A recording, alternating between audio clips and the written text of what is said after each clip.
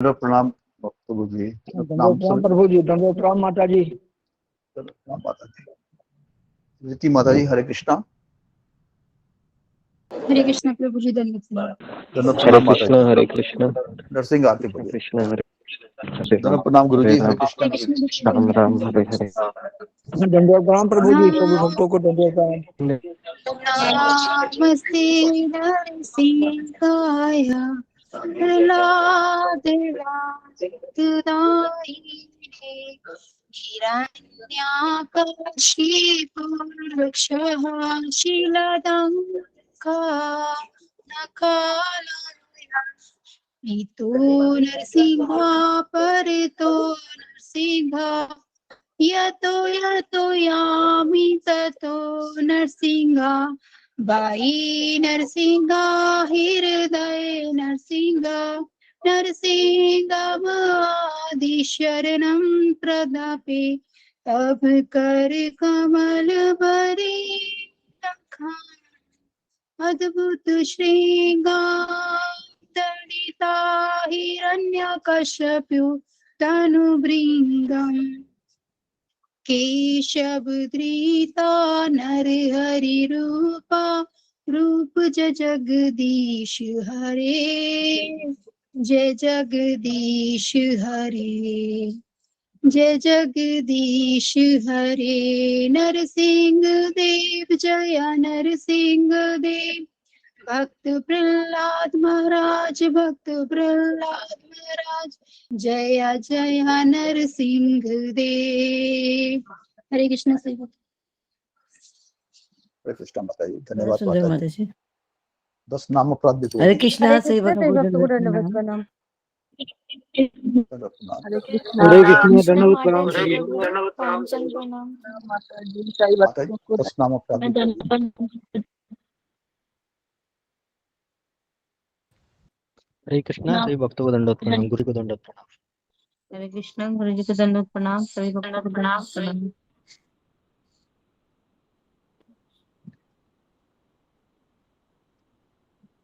रीति माता जी, हरे कृष्णा। 10 नाम अपराध बोलेंगे। जी जी प्रभु जी। हरे कृष्ण।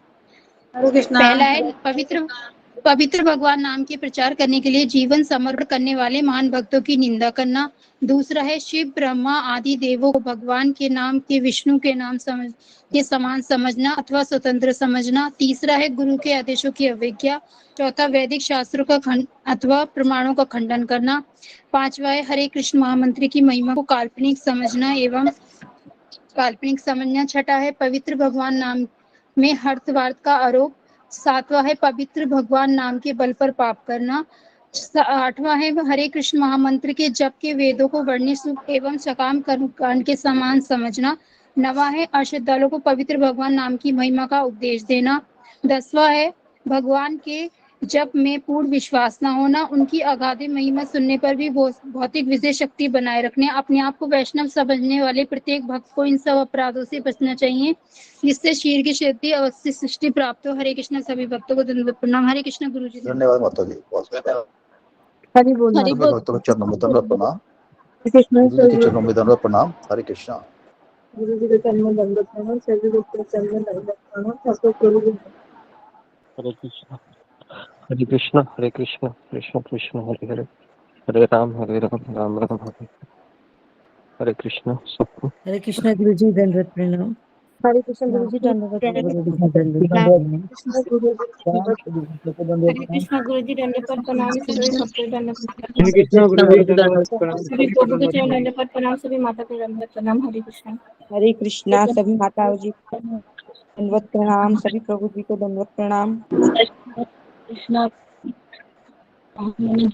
हरे कृष्णा गुरु जी दंडवत प्रणाम। हरे हरे कृष्णा गुरुदेव आपके चरणों में दंडवत प्रणाम। छोटे छोटे सभी भक्तों को दंडवत प्रणाम।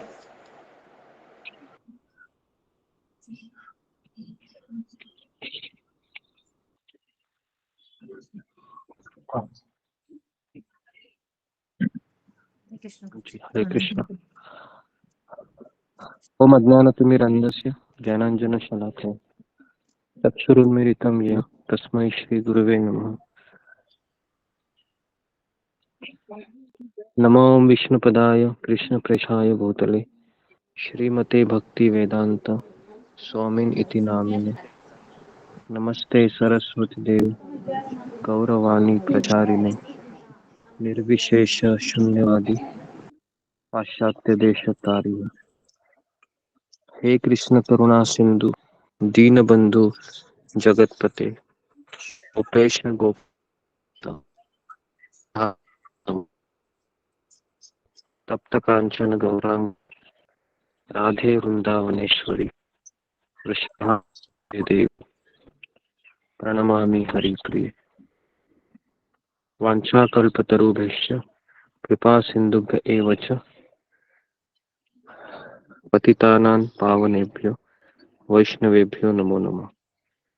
श्री कृष्ण चैतन्य प्रभु नित्यानंद श्री अद्वैत गदाधर श्रीवासादि गौर भक्त वृंद। हरे कृष्ण कृष्ण कृष्ण हरे हरे हरे राम राम राम हरे हरे। मुखं करोति वाचालं पंगुं लंघयति गिरिं यत्कृपातमहं वन्दे श्री गुरु दीनतारिणो। जी आज किसका टर्न था बताने का? रीति माता जी। हरे कृष्णा गुरुजी दंडवत प्रणाम सब दंडवत प्रणाम हरे कृष्ण। हरे कृष्ण गुरु जी जी, धन्यवाद प्रणाम श्री कल आपने अजामिल की शिक्षाएं बताई थी और जिसमें आपने 10 बताए थे कि कौन कौन सी शिक्षा हमें इसमें मिली है।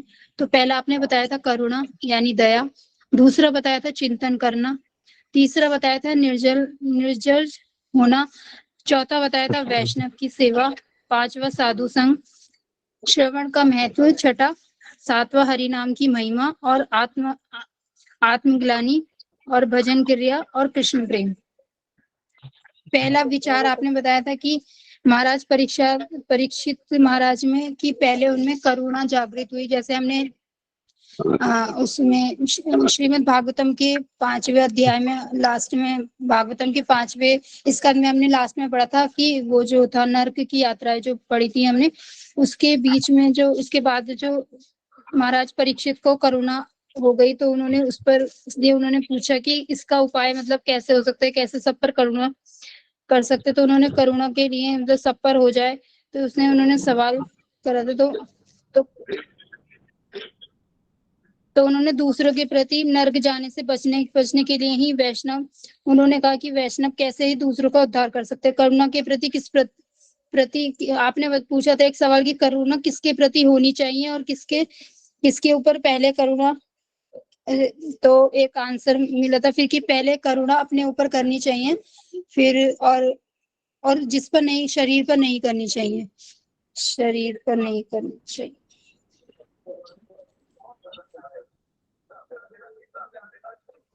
हरे कृष्णा सब भक्तों को प्रणाम करें। और दूसरा आपने दूसरा टॉपिक लिया था गुरुजी, एक आपने इसमें उदाहरण दिया था कबड्डी वाला कि जब हम कबड्डी खेलते हैं तो हमें हारना नहीं, मतलब कि ऐसा ना हो कि हम माया के जाल में फंस जाए कि मतलब हमें कोई पकड़ ना पाए। पता नहीं क्या क्या लिख दिया गुरुजी, शायद थोड़ा गलत हो गया। और फिर आपने दूसरा टॉपिक गुरुजी बस यहीं तक लिया था, चिंतन करना। जब अजामिल को वह गलत दृश्य देखा था अजामिल ने, तो गुरुजी तो उसने उस दृश्य का बार बार चिंतन किया था जिससे उससे वो मतलब कि अपने अधम कार्यों में गिर गया था, वे भक्ति से विमुख हो गया था। तो उसने यही मतलब चिंतन किया था बार बार। तो आप गुरुजी 2 ही टॉपिक लिए थे, उसके बाद और तो नहीं। हरे कृष्ण गुरुजी धन्यवाद। हरे कृष्ण गुरु जी दंडवत प्रणाम। हरे कृष्ण सभी भक्तों को दंडवत प्रणाम। हरे कृष्णा गुरु जी दंडवत प्रणाम सभी भक्तों को दंडवत प्रणाम। ओके जी, तो कल हमने कितने टॉपिक लिए थे, किसी को याद है? 3 टॉपिक गुरुजी, 3 टॉपिक। गुरु जी निर्लज होना भी था। निर्लज्ज होना जी तीसरा था। ओके जी, क्या चीज कौन एक्सप्लेन करेगा? सिंगापुर एचटी जी।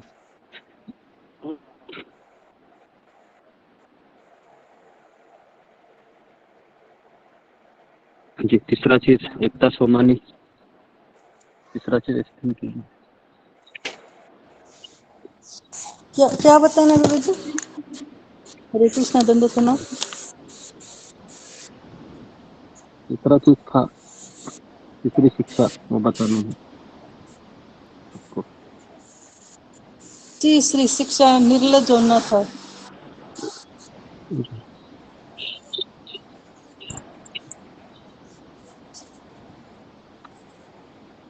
तो बताइए ना, क्या बताया था, कल थे ना आप? याद नहीं है मेरे को। जी सोमाकर। कृष्ण गुरु जी दंडवत प्रणाम। कल आपने तीसरा बताया था पॉइंट होता है निर्लज्ज होना। तो यहाँ आपने बताया कि वह जो लक्ष्मीहीरा माता जी थी, वो चिंतन करने मात्र से ही उनका मन मतलब में बहुत सारी वो तीव्र इच्छा उत्पन्न होने लक्ष्य लगा हीरा था। नहीं थी, वो लक्ष्य हीरा नहीं थी। लक्ष्य हीरा हरिदास ठाकुर वाली है, ये अजामिल वाला है। शुद्राणी आज जी शुद्राणी। हाँ सॉरी जी। तो वैश्य के माने चिंतन मात्र से उसके मन में तीव्र इच्छा उत्पन्न होने लगा था। तो वो मतलब वो क्या करते हैं, वो पहले तो वो घर में आते हैं तो उनको उनको वही दृश्य दिखता रहता था। तो वो उनको घर में नौकरानी के मैंने पोस्ट में ड्यूटी में लगा देते हैं। फिर वो अब धीरे धीरे अपने माता पिता और स्त्री को उन मैंने निकाल देते हैं। फिर उनमें तो आपने बताया था कि उसने यह भी नहीं सोचा कि उसको लोग क्या कहेंगे। तो वो निर्लज्ज हुआ था क्योंकि उनके पास भक्तों का संग नहीं था। अगर हमारे पास भक्तों का संग रह माने हमारे पास अगर हमको ऐसे चिंताओं से माने हमको दूर रहना है, तो हमारे लिए एक भक्तों का संग में रहना बहुत ही जरूरी है। क्योंकि ये हमको अलर्ट करता रहता है। नहीं तो हम भी ऐसे ही कभी चिंता में अगर हमारे में आएगा तो हम वही चिंता करने लग जाएंगे। तो अगर हमारे पास भक्त रहेंगे, अगर हम उनके संग रहेंगे, तो हमारे दिमाग में ऐसे गंदे विचार नहीं आएंगे। तो और आपने ये भी बताया था कि हमें भक्ति में अलर्ट रहना चाहिए। तो यहाँ पर आपने बताया था कि हम जैसे माला अगर हमारे कम होता है तो हमको माया देवी घेर लेती है। तो माया हमको कहती है कि कृष्ण का नाम क्यों ले रहे हो, ये तो कष्ट दे रही है, तो छोड़ो इसको, तुम जाओ जो बाकी 4 नियम के विरुद्ध है, वो जैसे चाय पीना ये सब करने के लिए फिर हमें मैंने इनकरेज करती है। हरे कृष्ण गुरु जी, धन्यवाद प्रणाम। ओके जी। ओके, तो कल हमने 3 चर्चाएं की थी। चौथा शिक्षा क्या थी कल की? चौथा शिक्षा वैष्णव सेवा। वैष्णव सेवा। वैष्णव सेवा। ओके, वैष्णव सेवा।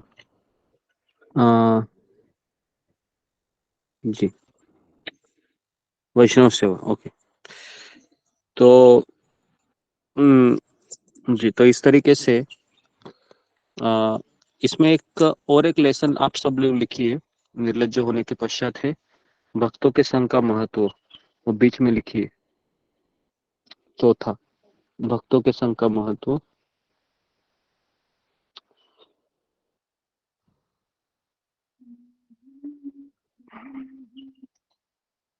भक्तों के संग का महत्व में आएगा कि अगर हमारे आसपास भक्त है तो हमें वह स्मरण करवाते रहेंगे कि हम गलत कर रहे हैं। तो भक्तों के संग होने का सबसे बड़ा फायदा ये होता है कि हम कई गलत चीज करते हैं तो वो हमें स्मरण करवाते हैं कि ये गलत है। और इस्कॉन में एक बार प्रवचन में एक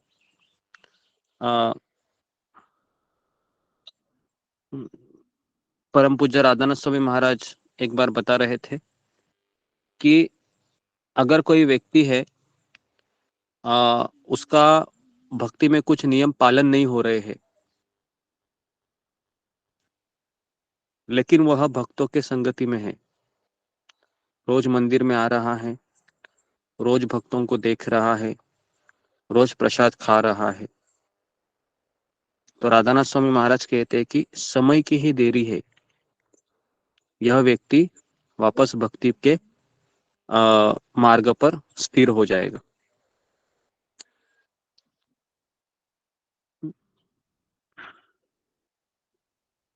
और फिर उन्होंने कहा कि अगर कोई व्यक्ति है अच्छे से माला भी करता है, नियम का पालन भी हो रहा है। यूट्यूब में अमोघ लीला प्रभु, गौर गोपाल प्रभु और अन्य अन्य इस्कॉन के प्रवचन भी सुनता है, लेकिन उसके पास भक्तों का संग नहीं है। समय की ही देरी है,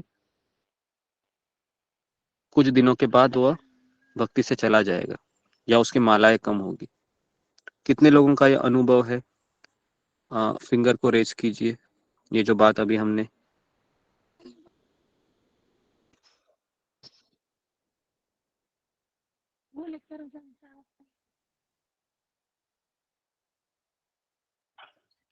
ओके, तो कम से कम ये आप सब लोग अग्री करते होंगे, जब आप सत्संग में आने से पहले आप कुछ मालाएं करते होंगे और अचानक आपका माला कम हुआ होगा। कितने लोगों का ऐसा हुआ है? फिंगर को रेज कीजिए और कोई अपना अनुभव बताना चाहेगा कि किस तरह से। तो मैं किसी व्यक्ति को पूछता हूँ जी।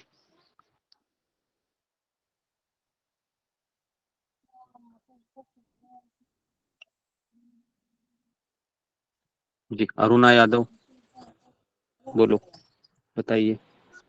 हरे कृष्णा गुरु जी, दंडवत प्रणाम। 2 मिनट।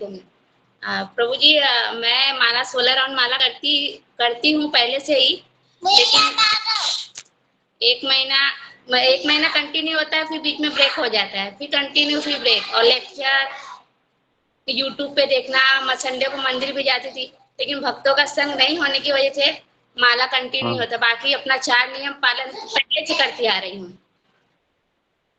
हाँ हाँ। और लेकिन फिर एक श्यामा प्यारी माता जी मेरे घर पे आई थी, बाजू में रूम रेंट पे रूम देखने के लिए। तो उनसे मुलाकात हुई, तो फिर उन्होंने बताया, तो फिर एक ग्रुप में ज्वाइन हुई। तब से फिर मेरा माला पूरा कंटिन्यू हो रहा है सुबह मॉर्निंग में। हरे कृष्णा।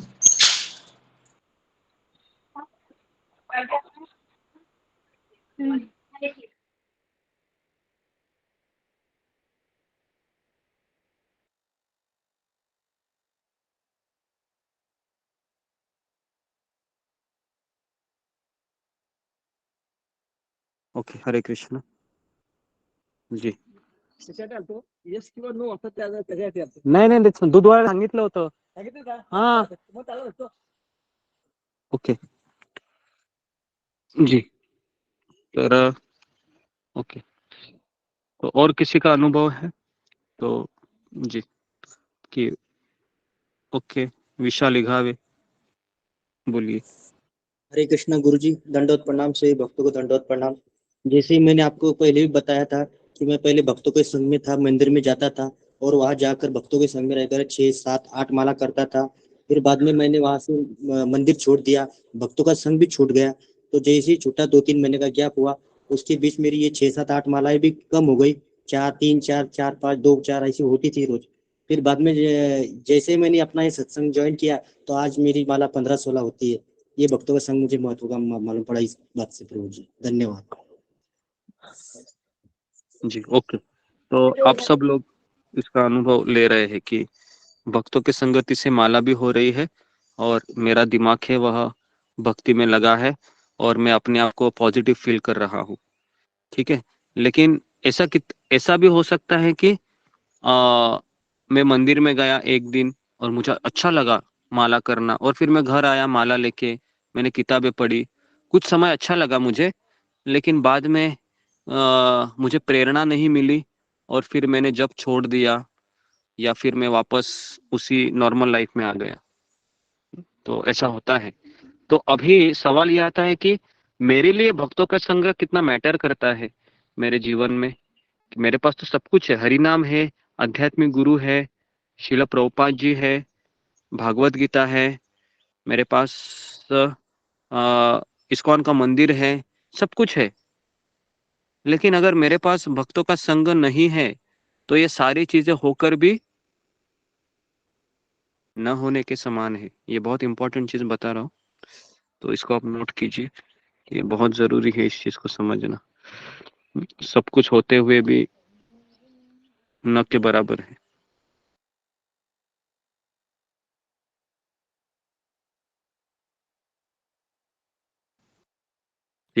हरे कृष्ण। ओके, ठीक है।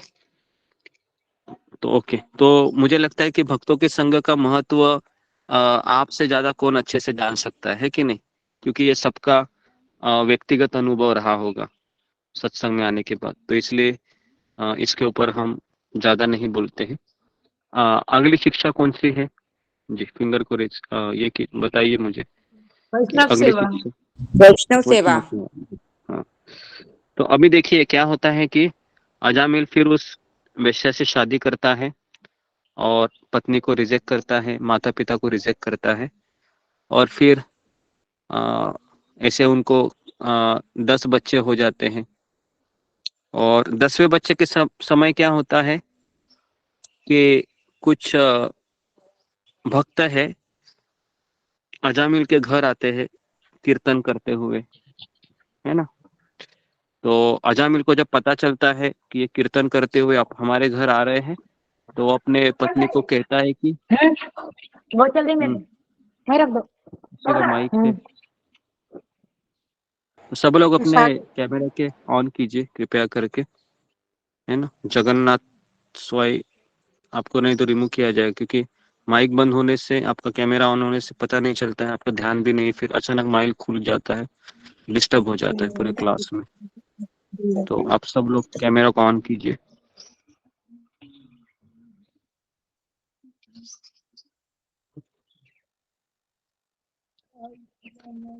ओके,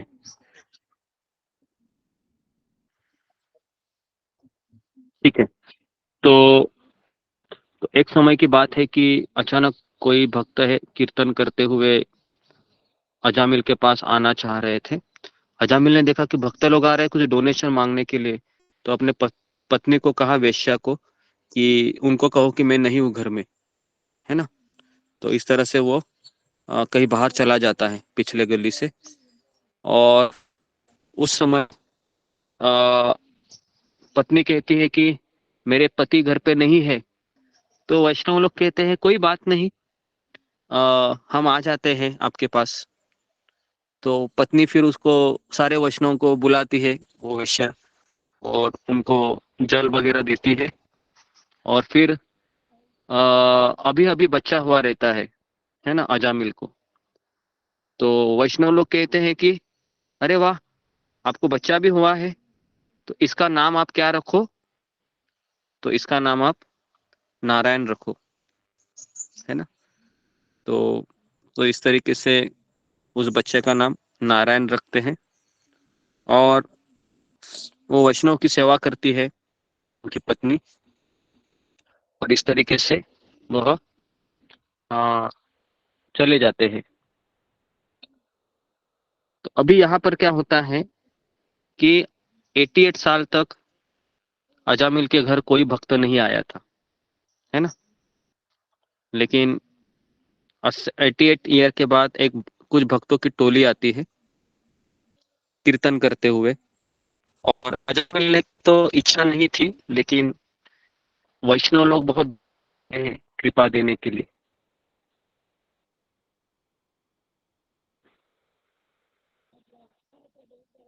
तो एक बार आपको एक मैं किस्सा बता रहा हूँ कि जब किताब वितरण करते हैं ना, हम भगवत गीता का किताब वितरण करते हैं गीता जयंती में, दिसंबर महीने में। तो उस समय काफी भक्त है, वह भगवत गीता ले लो, भगवत गीता ले लो, 18 अध्याय 700 श्लोक, गीता जयंती के अवसर पर हम आधे दाम में गीता दे रहे हैं। तो ऐसे कई भक्त है, वह, है ना, नारे लगाते हैं। और एक भक्त अपना साक्षात्कार बता रहा था कि मैं लोकल ट्रेन में हमेशा सफर करता था, और मैं दादर स्टेशन पे ही उतरता था। मैं मुंबई में एक दादर स्टेशन है जिससे लोग ट्रेन चेंज करते हैं। तो कहते हैं कि आपके दिसंबर महीने में कई स्टॉल लगते हैं। मैं जब ब्रिज चढ़ रहा था, उधर भी एक व्यक्ति खड़ा हुआ, कह रहा है गीता ले लो, गीता ले लो, गीता ले लो। तो मेरी तो बिल्कुल इच्छा नहीं थी गीता लेने की। फिर ब्रिज पे चढ़ जाता हूँ, तो वहां पर एक स्टॉल लगाया रहता है आपका इस्कॉन का, तो वो भी कहता है गीता ले लो, गीता ले लो, गीता ले लो, भगवत गीता। तो इस तरह से पूरे जो दादर ब्रिज में मैंने 6 स्टॉल देखे, और जब मैं पूरा ब्रिज उतर रहा था तो मैंने 8 लोगों के नारे सुने, भगवत गीता ले लो, भगवत गीता ले लो। और फिर मैंने 90 स्टॉल में भगवत गीता खरीदी ली। समझ में आ रहा है आपको? 90 स्टॉल में उसने भगवत गीता खरीद ली। तो बोल रहे थे, मेरी तो बिल्कुल इच्छा नहीं थी भगवत गीता खरीदने की, लेकिन ये आप लोग इतने जोर से नारे लगाते हैं, गीता ले लो, गीता ले लो, तो फिर इच्छा हो गई, चलो भाई ले लेते हैं। तो अभी मुझे बताइए कि भगवान के भक्त इतने दयालु होते हैं कि जिसकी इच्छा नहीं होती है उसमें भी इच्छा डाल देते हैं। मैंने कुछ दिन पहले आपको बताया था कि किसी ने सवाल पूछा था, अगर किसी को भक्ति नहीं करनी है तो क्या हम उसे भक्ति देनी चाहिए? तो गौराम प्रभु ने एक बार इसका उत्तर दिया था कि आप हमें केवल 15 दिन दीजिए, आप 15 दिन हमारे साथ आकर रहिए। क्या कहा उन्होंने? आप 15 दिन हमारे साथ आकर रहिए और हम जैसे भक्ति के मार्ग का अनुशीलन करते हैं रोजमर्रा की जिंदगी में, वैसे आप कीजिए। अगर आपके हृदय में भक्ति करने की इच्छा नहीं है तो 15 दिन के बाद आपको लगने लगेगा कि मुझे भक्ति करनी चाहिए। समझ में आ रहा है आपको? हाँ, तो इसके लिए हम ओपन चैलेंज करते हैं कि अगर आपको भक्ति करने की इच्छा नहीं है तो आप हमारे सत्संग में केवल 15 दिन आइए, है ना? आप बोल सकते हो 15 दिन आइए, 15 दिन लेक्चर सुनिए, हम आपके प्रश्न के उत्तर देंगे और फिर 15 दिन के बाद आप खुद ही कहेंगे कि मुझे क्या करना चाहिए, है ना? अगर वो बुद्धिमान है तो। अगर वो मूर्ख है तो वो नहीं मानेगा, क्योंकि श्रील प्रभुपाद कहते हैं कि कृष्ण भावनामृत आंदोलन ये बुद्धिमान लोगों के लिए है। जो बुद्धिमान है वही लोग ले सकते, मूर्ख लोग नहीं ले सकते। ठीक है, तो ये हो गया वैष्णव सेवा करने से। अजामिल के जीवन में ये साक्षात्कार हुआ कि भगवान ने जो उसने दरवाजा बंद किया था ना, जो वेश्या से शादी करके उसके भक्ति का, वो खुल जाता है, क्योंकि वैष्णव का सेवा हो गया, वैष्णव लोग आ गए, वैष्णव ने कृपा दिया। ठीक है जी। तो इसलिए अजामिल के जीवन में और एक चीज थी जिससे भगवान ने उसको एक अवसर देना चाहा। कौन बताएगा मुझे वो क्या था जो अजामिल ने अभी तक नहीं किया था? भले उसने पाप करना शुरू किए थे, लेकिन एक चीज है जो उसने नहीं किया था। फिंगर को रेज कीजिए। इसके कारण भगवान श्री कृष्ण ने सोचा कि हम अजामिल को दूसरा अवसर प्रदान करेंगे। जी ओके, वृषाली तट। हरे कृष्ण गुरु जी, दंडवत प्रणाम। सभी भक्तों को दंडवत प्रणाम। गुरु जी, अजामिल ने कभी वैष्णव अपराध नहीं किया था, इसके कारण उसे दोबारा चांस मिला भक्ति करने का। जी जी, तो ये सही उत्तर है जो वृषाली ने दिया है कि अजामिल ने अपने जीवन में किसी वैष्णव का दिल दुखाया था क्या? किसकी वैष्णव की निंदा की थी उसने? तो नहीं की थी। क्यों नहीं की थी? क्योंकि वो सत्संग में ही नहीं गया था ना अभी तक। समझ में आया क्या? वो सत्संग में गया ही नहीं अभी तक। सत्संग में गया रहता तो शायद अपराध होता था, लेकिन सत्संग में गया ही नहीं, तो इसके लिए इसने कभी अपराध किया ही नहीं, है ना? तो अभी आप बोलोगे, अरे मैं भी नहीं सत्संग करूंगा, फिर मुझे भी दोबारा चांस मिलेगा। कितने लोगों के मन में विचार आ रहा है ये सुन के? फिंगर को रेज कीजिए जी, कि मैं भी सत्संग नहीं करूंगा, मेरे से भी वैष्णव अपराध नहीं होगा, मैं भी बच जाऊंगा, कृष्ण मुझे दोबारा चांस देंगे। ओके, 3 लोग हैं, 4 लोग हैं जी जी। लेकिन एक चीज याद रखिए कि जब तक हम वैष्णव के सत्संग में नहीं आएंगे क्या कृष्ण हमारा स्वीकार करेंगे क्या? नहीं। तो ये भी चीज है ना। तो इसके लिए जिसको लगता है ना ऐसे कि वैष्णव के सत्संग में नहीं आऊंगा अपराध नहीं होगा, तो एक चीज याद रखिए कि हमको वैष्णव के सत्संग से ही हम गोलोक वृंदावन जा सकते हैं, दूसरा कोई शॉर्टकट नहीं है, यही एक शॉर्टकट है। ओके जी, तो ये हो गया वैष्णव सेवा। नेक्स्ट कौन सी शिक्षा है अजामिल के जीवन की? साधु संग। साधु संग। जी जी, साधु संग। हाँ, तो साधु संग की महिमा शास्त्र में बताई है। साधु संग सर्व शास्त्र कहे, लव मात्र साधु संग सर्व सिद्धि होए। तो साधु का लव मात्र संग से हमारा क्या होता है, हमारे आध्यात्मिक जीवन के द्वार खुल जाते हैं। इसका सबसे बड़ा उदाहरण है अजामिल के घर में भक्तों का आना। दूसरा है अजामिल को जब मृत्यु का यमदूत जब लेने के लिए आए तो अजामिल ने देखा कि मेरा अंतिम समय अभी आ गया है। तो 3 यमदूत दिखाई दे रहे थे, अजामिल को आत्मा को निकाल ही रहे थे। उसी समय उसने नारायण नाम पुकारता है, वह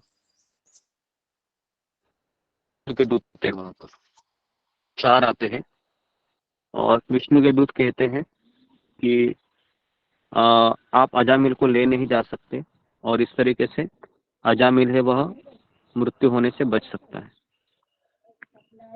तो विष्णु दूतों का संग था केवल कुछ समय का था, लेकिन उनका संगति के कारण अजामिल ने सोचा कि मैं वापस भक्ति करूंगा, है ना।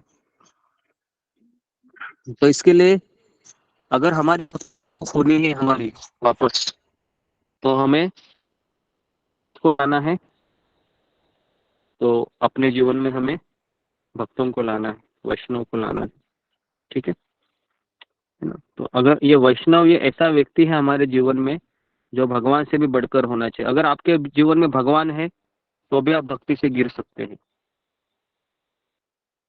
वापस बता रहा हूं मैं, अगर आपके जीवन में भगवान जगन्नाथ सुभद्रा है, गौर निताई है, कृष्ण, सब भक्ति से गिर सकते हैं।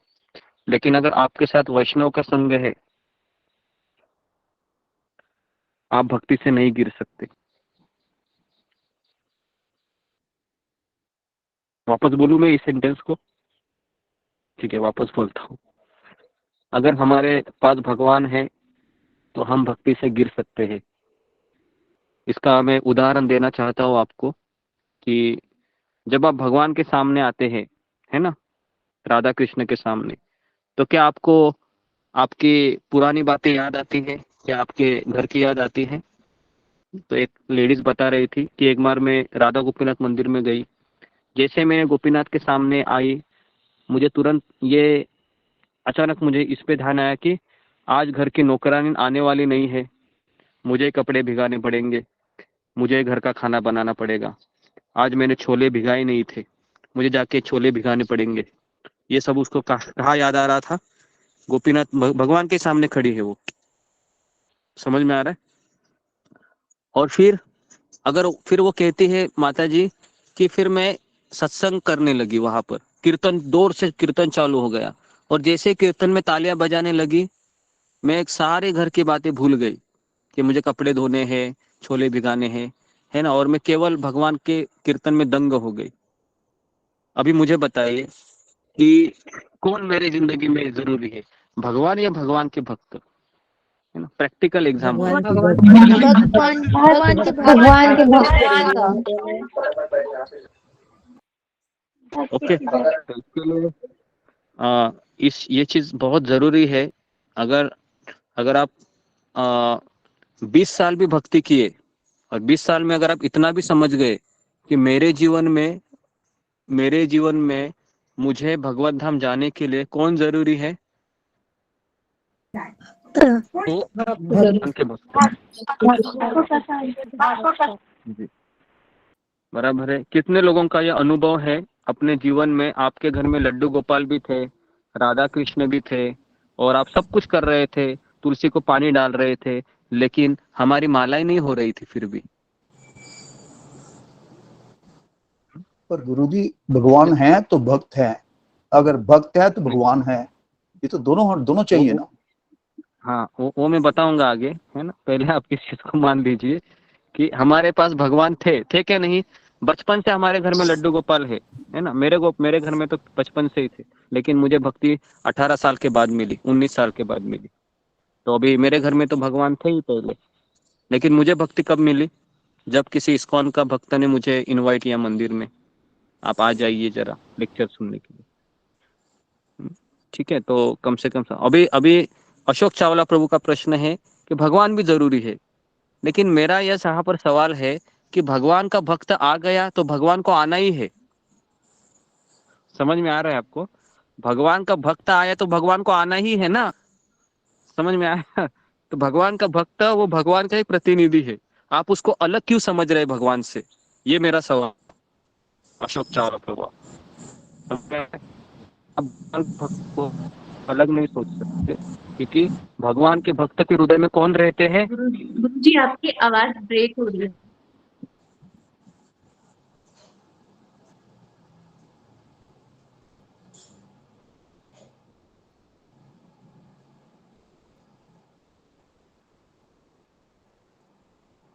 ओके, हरे कृष्णा। ठीक, तो मैं ये बता रहा था कि भगवान का भक्त और भगवान ये दोनों अलग है या एक है। मतलब एक तरीके से ये एक इसलिए है क्योंकि भगवान के हृदय में कौन होते हैं? तो भगवान के हृदय में भक्त रहते हैं, और भक्त के हृदय में कौन रहता है? भगवान भगवान रहता है। तो अगर आप भक्तों के संगति में है, क्या भगवान के संगति में नहीं है या है? है। गुरु जी है। हाँ, तो अभी हमारे सत्संग में 100 लोग रहते हैं, क्या हमारे बीच भगवान है या नहीं है? है जी, भगवान की कथा सुनते हैं जैसे। हाँ, भगवान की कथा सुनते हैं ना हम, और क्या करते हैं हम? और कुछ नहीं करते। तो इसके लिए जहाँ पर भक्तों की चर्चा होती है, क्या वहाँ भगवान की चर्चा होती है? होती है गुरु जी। पूरा समय होती है। हाँ, तो इसके लिए अभी भगवान मेरे जीवन में पहले आते हैं, ये तो 100% सही है। लेकिन भगवान मेरे जीवन में आने से मुझे भगवान अपने आप को प्राप्त करा सकते हैं? तो इसका उत्तर है नहीं। भगवान के आने से मेरी जिंदगी में भगवान मुझे किससे मिलाते हैं? भक्तों से। तो भगवान मुझे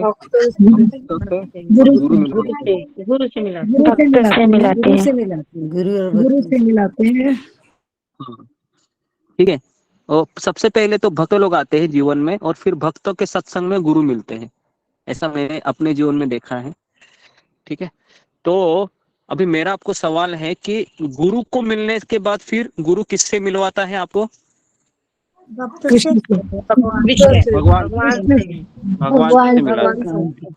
से मिलता है। तो ये चीज क्लियर है आपकी कि मेरे जीवन में अगर मान लो कि भगवान की पूजा करनी है, अभी मैं अभी आपको एग्जांपल दे रहा हूँ, ठीक है। मेरा समय हो गया है भगवान की पूजा का, और अचानक मुझे ऐसा मैसेज आया कि सत्संग में आना है जी। तो अभी मेरा आप लोगों को सवाल है कि आपको किसको चूज करना चाहिए? फिंगर को रेज कीजिए।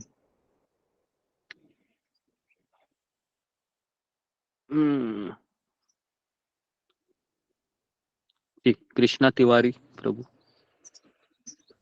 हरे कृष्णा प्रभु जी, दंडवत प्रणाम। सभी भक्तों को दंडवत प्रणाम। प्रभु जी, पहले हमको सत्संग में पहुंचना है, सत्संग को चूज करना चाहिए। ओके, अभी मेरा सवाल है वापस कि सत्संग को क्यों चूज करना है? कृष्ण की आरती भी तो करना जरूरी है ना। क्या आरती छोड़कर हम सत्संग करेंगे? जी, इसके ऊपर थोड़ा सा प्रकाश डालिए अभी। रितु रानी।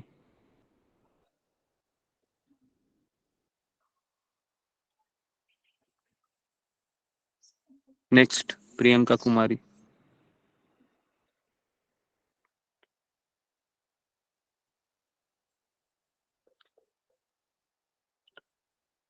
नेक्स्ट जस्मिता पत्रे।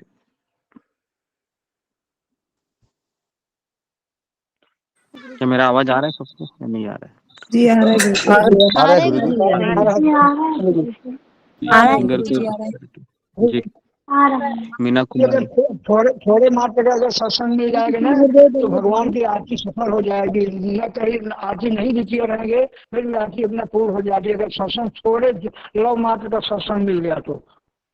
ओके जी हरे जी। कृष्णा गुरुदेव, दंडवत प्रणाम। हरे कृष्णा सभी भक्तों को दंडवत प्रणाम। गुरुदेव, आपने ही श्रीमद् भगवत गीता में बताया था, जब चतुश्लोक की श्रीमद् भगवत गीता आप पढ़ा रहे थे, तो उसमें एक मुझे श्लोक तो इस समय नहीं आ रहा, लेकिन उसका अर्थ था कि जब दो भक्त आपस में मेरी चर्चा करते हैं तो मैं सबसे अधिक प्रसन्न होता हूँ। तो आरती से भी ज्यादा भगवान वहां प्रसन्न होंगे जहाँ पे सत्संग होगा, इसलिए हमें वहां जाना चाहिए। गुरुदेव, मुझे ये समझ में आ गया। गलती है, क्षमा जी जी। ओके, तो जी वो श्लोक है कथयन्तश्च मातुष्य तुष्यन्ति च रमन्ति च।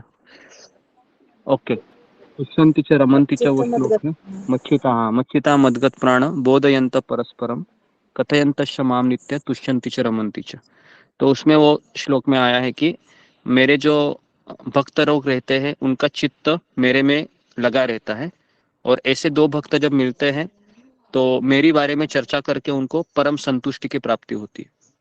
ठीक है, तो अभी यहाँ पर हम देखते हैं कि भगवान स्वयं अपने भक्तों का सत्संग का अपेक्षा करते हैं, है ना। और इसलिए मैं बार बार आपको कह रहा हूं कि कनिष्ठ अधिकारी किसे कहते हैं? जो केवल भगवान की विग्रह पूजा में लगा है, बस वो 3 टाइम आरती करता रहता है, मेरे गोपाल मेरे गोपाल मेरे गोपाल मेरे गोपाल, मेरे कृष्ण मेरे कृष्ण मेरे कृष्ण, मेरा कन्हैया मेरा कन्हैया मेरा कन्हैया, बस वही रटते रहते हो। ये कनिष्ठ अधिकारी। दूसरा है उससे एक स्टेप आगे वाला जो भक्त है, वो क्या करता है?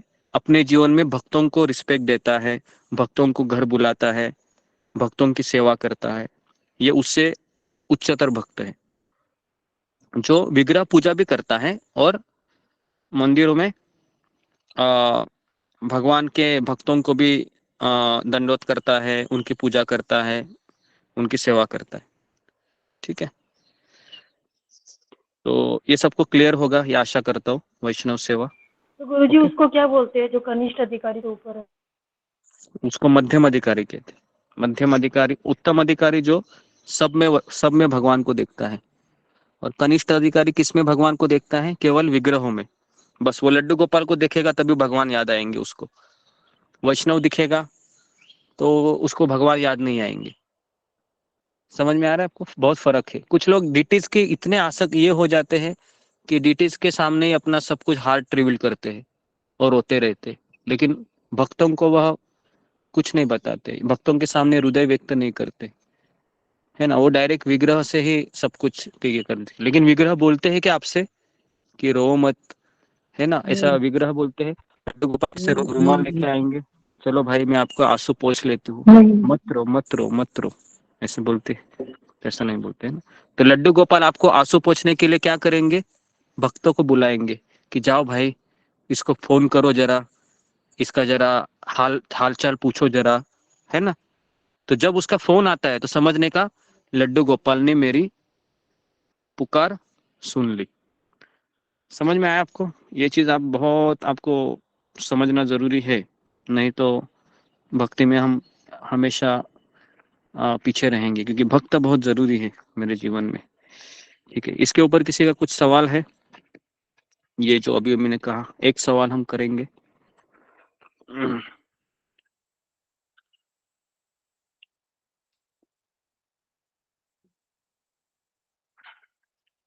जी, रेखा बंडाले।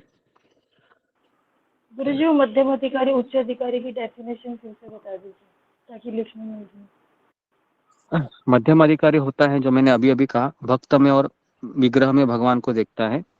और उत्तम अधिकारी वो होता है कि सारे जीवात्मा में भगवान को देखता है ना। वो कण कण में भी भगवान को देखता है, फिर कुत्ते में भी भगवान को देखता है, हाथी में भगवान को देखता है, चींटी में भगवान को देखता है। लेकिन वो बहुत ऊंचा स्तर है, मैं उसकी बात इसलिए नहीं ज्यादा की क्योंकि हम कनिष्ठ अधिकारी ही है अभी तक। तो कनिष्ठ अधिकारी से हम डायरेक्ट छलांग लगा सकते हैं क्या उत्तम अधिकारी में? तो नहीं। तो इसके लिए एटलीस्ट हमें पहले भक्तों को रिस्पेक्ट करना चाहिए, भक्तों को प्रणाम करना चाहिए, है ना। वो उसके बाद फिर वो स्तर आएगा। ओके जी। ओके, तो अगली शिक्षा क्या है? श्रवण का महत्व। ओके, श्रवण का महत्व जी। तो अभी देखो, जैसे ही विष्णु के दूत वहां पर आते हैं और अजामिल वहां पर सोया रहता है और अजामिल को पता रहता है कि इनमें जो डिस्कशन होने वाला है, विष्णुदूत और यमदूत, इनमें जो डिस्कशन पास होगा उसके आधार पर ही मेरा जीना मेरा मरना फिक्स है। उस समय कोई सोच सकता है क्या? बताइए।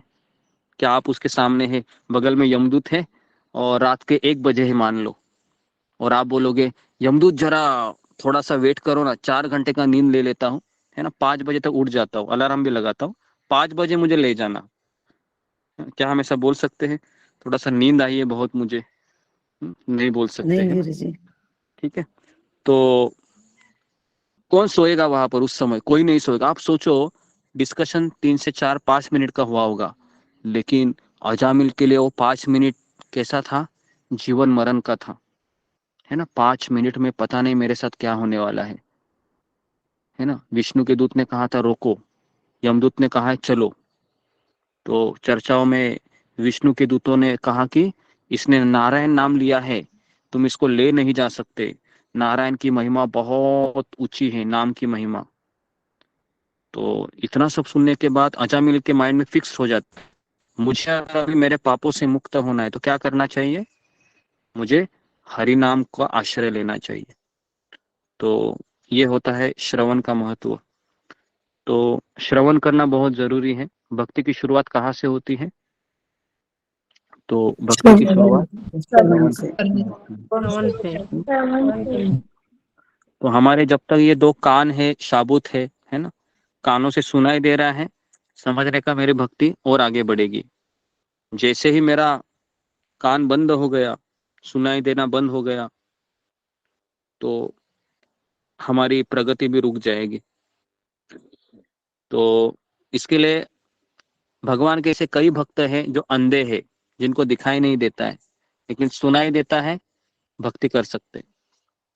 मान लो किसी का आंखें है ना, सब कुछ दिखता है उसको बिना चश्मे का, लेकिन अगर कान काम नहीं करते हैं, सुनाई नहीं देता है, क्या वो भक्ति कर सकता है? केवल दर्शन के भी नहीं समझेगा उसको।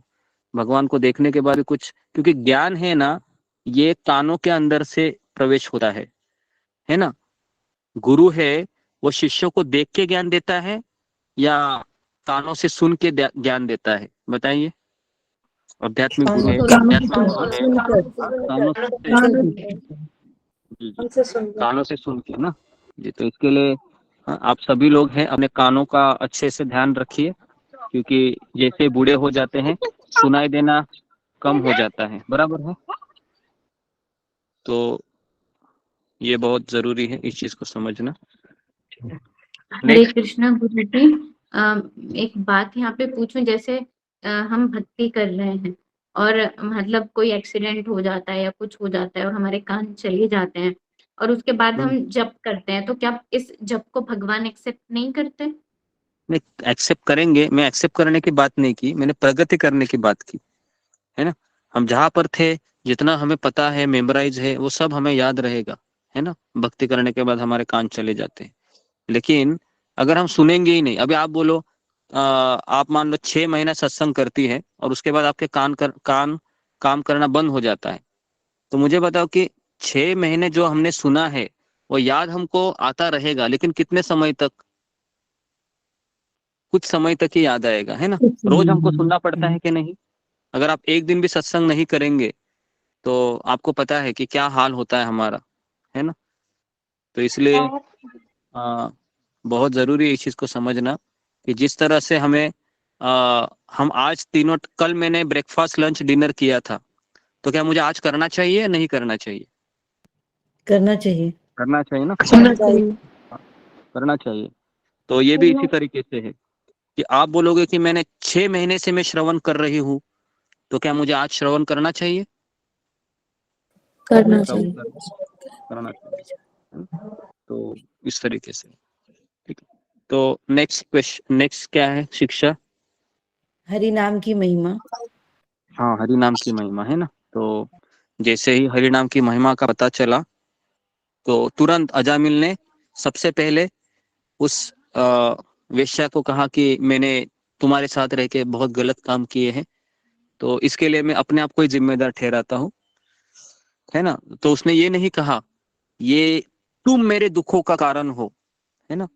जैसे आपने सुना है कभी पति पत्नी का झगड़ा होता है ना घर में, तो ये डायलॉग हमेशा आता है कि नहीं कभी कभी, कि तुम्हारे जब से शादी हुई है तुमसे, पता नहीं कौन सा मनुष्य दिन था, उससे मेरे दुखों का आरंभ हो गया, है ना। कभी कभी ऐसे बोल देते हैं झगड़े झगड़े में, है ना। और फिर ये भी कहते हैं कि आ, सबसे बड़ा दुखदाई दिन था वो मेरे जीवन का। लेकिन एक्चुअली जिम्मेदार कौन है हमारे दुखों के लिए? तो हमारे दुखों के लिए जिम्मेदार हम स्वयं हैं। हमारा विवाह जिम्मेदार नहीं है, ना वो हमारा पति जिम्मेदार है, ना हमारी सास जिम्मेदार है, ना हमारी खूबसूरत खूबसूरत बच्चे जिम्मेदार है। कभी कभी बच्चों को भी जिम्मेदार बोलते हैं, जब से पैदा हो गया है ना। पता नहीं, फिर डैश डैश डैश बहुत सारे डायलॉग आते हैं फिर। तो ये भी होता है कभी कभी, है ना। तो इसके लिए अजामिल ने अपने पत्नी को जिम्मेदार नहीं ठहराया, जो उसकी दूसरी पत्नी थी। पहले पत्नी के पास जाकर क्षमा मांगी कि मैंने आपसे बहुत गलत किया। फिर माता पिता के पास गए, उनसे भी क्षमा मांगी कि मैंने आपसे गलत किया, मुझे क्षमा कीजिए। ये बहुत जरूरी है। जब आपको एहसास हो जाएगा कि मैंने बहुत लोगों का दिल दुखाया है, सबसे पहले क्या करना चाहिए? क्षमा क्षमा मांगनी मांगनी चाहिए। चाहिए। क्षमा मांगनी चाहिए। हाँ, नहीं तो आप बोलोगे कि चलो अभी मुझे नाम की महिमा पता चली है, कल से ही मैं 64 माला करने लगूंगा। लेकिन ये नहीं होगा जब तक हमारे हृदय पे वो बोझा है ना, लोगों का कृतज्ञता का, कृतज्ञ, है ना। लोग हमसे बहुत माफ नहीं किए अभी लोगों ने हमें, तब तक फिर वो हरि नाम हमें कृपा नहीं देगा। तो इसके लिए क्षमा मांगनी चाहिए, है ना। क्षमा जब तक नहीं मांगते तब तक हरि नाम कृपा नहीं देता है ना। तो माता पिता, कई लोगों का हमने दिल दुखाया होता है ना, के कारण। तो उससे क्षमा मांगिए कि मैंने आपसे बहुत गलत किया, लेकिन अभी मैं भक्ति मार्ग में। गुरुजी, अगर क्षमा मांगने पे भी कोई हमें क्षमा ना करे तो फिर हरि नाम की कृपा नहीं होगी? नहीं, अभी मेरा सेंटेंस तो आप कंप्लीट करने दो ना। मैं क्या बोल रहा हूँ वो सुनो पहले। जब मैं पूछूंगा सवाल है तभी बोलना। तो जी, तो मैं क्या बता रहा था, भूल गया मैं अभी। क्षमा मांगनी चाहिए। क्षमा मांगना। तो क्षमा मांगना इसलिए जरूरी है क्योंकि क्षमा मांगने से अगर लोग हमें माफ कर देते हैं, तो फिर किसी का कर्जा हमारे ऊपर नहीं होता है फिर। तो इसलिए परम पूज्य राधानाथ महाराज कहते हैं कि मैं भक्ति में अभी तक क्यों टिका हूँ। तो एक बार महाराज ने कहा कि मैं कई लोगों के आशीर्वादों को मैंने इकट्ठा किया है अपने जीवन में। मैंने किसी का दिल नहीं दुखाया है। जहां जहां पर मैं जिससे जिससे मिला, मैंने उनसे शालीनता से बात की है, और भले वो किसी भी संप्रदाय के हो, मैंने उनका आदर किया है, लेकिन मैंने कभी मन में भी उनके बारे में गलत नहीं सोचा है। तो इसलिए मेरे व्यवहार से कई लोग मुझे आशीर्वाद ही देते आए हैं, और उन आशीर्वादों के कारण अभी भी मैं भक्ति में टिका हूँ। तो ये बहुत बड़ी शिक्षा है हम सबके लिए। लेकिन ये भी चीज याद रखिए कि क्षमा मांगने से अगर मेरी भक्ति रुक सकती है ना, तो क्षमा मत मांगिए। कुछ समय के बाद वही आपको कहेंगे कि हाँ, हमने आपसे गलत किया करके। तो गौरांग प्रभु का किस्सा मैं आपको सुनाता हूँ। उनके माता पिता ने पुलिस में कंप्लेंट की थी जब गौरांग प्रभु ब्रह्मचारी बने थे। और खास करके उनकी माँ है, उस समय बहुत पुलिस को लेके आई थी, कहा था कि देखो मेरे बेटे को मैंने आईआईटी में पढ़ाया, इतना अच्छा नौजवान मेरा बेटा, इकलौता बेटा है ना। तो ये इस्कॉन वालों ने गंजा करा दिया है ना, टकलू बना दिया है, और साधु के कपड़े पहना दिए हैं। देखो मेरे बेटे का क्या हाल कर दिया है ना। तो पुलिस वाले भी आए थे और महाराज भी, राधानाथ स्वामी महाराज भी वहीं पर थे। बोल रहे थे कि क्या हंगामा हो गया है ना। और आपको पता है गौरांग प्रभु की माँ है, इतना प्रेम करती थी, गौरांग प्रभु इतना प्रेम करती है, अभी भी करती है। तो गौरांग प्रभु बता रहे थे कि मैं कॉलेज में भी जाता था ना, तो मेरी माँ मेरी कंघी किया करती थी। कंघी मतलब ऐसे बाल किया करती थी ऐसे, तो इतना प्रेम करती थी, है ना। तो जब उसको पता चला कि मेरा बेटा तो साधु बन गया, तो उसने बहुत हल्ला मचाया, इतना हल्ला मचाया कि 10 साल हो गए, 10 साल गौरांग प्रभु घर में नहीं गए, कभी अपने माता पिता से मिले भी नहीं, है ना। लेकिन 10 साल के बाद अचानक ऐसा हुआ कि उनकी माँ को पता चला कि मेरा जो मेरा जो रिश्तेदार में जो बेटा है, उसका शादी करने से वह बेटा उनके माता पिता का अच्छे से ख्याल भी नहीं रख पा रहा है, अपनी पत्नी की सुनता रहता है। तो जब उसने देखा कि अच्छा हो गया मेरा बेटा साधु बन गया, है ना, पत्नी नहीं है अभी, बेचारा इकलौता है, चलो मैं ही उसके पास चली जाती हूँ। तो माँ आती है 10 साल के बाद, और फिर परम पूज्य राधानाथ महाराज से मिलती है, और महाराज भी कहते हैं कि आप निश्चिंत हो जाइए, आपका बेटा मेरा बेटा है ना, मैंने उसको बेटे की तरह पाला है 10 साल। वो लेकिन अभी भी वो आप ही का बेटा है, महाराज ने कहा, वो मेरा बेटा नहीं, आपका ही बेटा है। तो उसके पश्चात उसको इतना अच्छा लगा कि उसकी माँ भी माला करने लगी, और अभी वो दीक्षित भक्त है राधानाथ महाराज की, दीक्षा भी लिया है माँ ने, सोचो, है ना। अब आप बोलोगे ये कैसे हुआ है ना। 10 साल पहले वो कुछ और माँ थी, है ना, लेकिन 10 साल के बाद भगवान की भक्त बन गई। तो जी, तो इस तरीके से जी, तो ये मैंने स्टोरी बताई आपको कि किस तरह से परिवर्तन होता है। तो नाम की महिमा तभी होती है जब क्षमा करते हैं। क्षमा, क्षमा ये बहुत बड़ा गुण है, लेकिन क्षमा हमको ऐसे व्यक्ति को नहीं करना चाहिए। अगर आप रावण को क्षमा करेंगे तो क्या होगा, अगर आप दुर्योधन को क्षमा करेंगे तो क्या होगा, है ना, और उत्पात मचेगा, बराबर है। तो इसके लिए क्षमा करना चाहिए, लेकिन थोड़ा सा सोच विचार के हमको क्षमा करना चाहिए, और क्षमा मांगना चाहिए। बेसिकली क्षमा तो हमको हृदय में सबको करना चाहिए, लेकिन क्षमा मांगते समय मोस्टली हमें ऐसे लोगों को पास जाना चाहिए जो हमारे भक्ति के अनुकूल हो, है ना। जी, नेक्स्ट कौन सा लेसन है?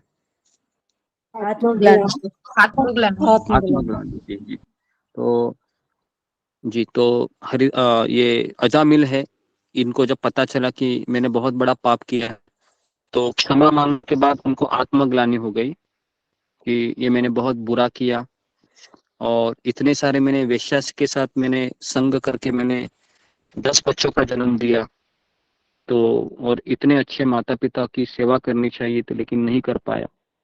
तो आत्मग्लानि इतनी हो गई कि उस आत्मग्लानि में उनके सारे पाप भस्म हो गए। और हरिग्रीव प्रभु के बारे में हम बता रहे थे आपको कि उनको भी जब परम पूज्य राधानाथ महाराज ने कहा कि शिला प्रभुपाद जी आपको रोज याद किया करते थे अंतिम समय में, और आपको कई सारे पत्र उन्होंने लिखे, लेकिन आप तक वह पहुंच नहीं पाए, तो क्या मैं उस पत्र को पढ़कर सुनाऊं आपको? तो हरिग्रीव प्रभु ने कहा कि ठीक है जी, आप सुनाइए। तो उस समय उनको कैंसर डिटेक्ट हुआ था, है ना। और जब महाराज ने उनको पत्र सुनाया, तो हमेशा प्रभुपाद जी उनको कहते थे, मेरे प्रिय हरिग्रीव, मैं तुमको याद करता हूँ, तुम कहाँ गए हो, वापस लौट के आ जाओ, कृष्ण तुम्हारी राह देख रहे हैं, बहुत सारी सेवा है जो तुम्हें करनी है, तुम कहाँ हो, तुम्हारा कोई पत्र नहीं आ रहा है।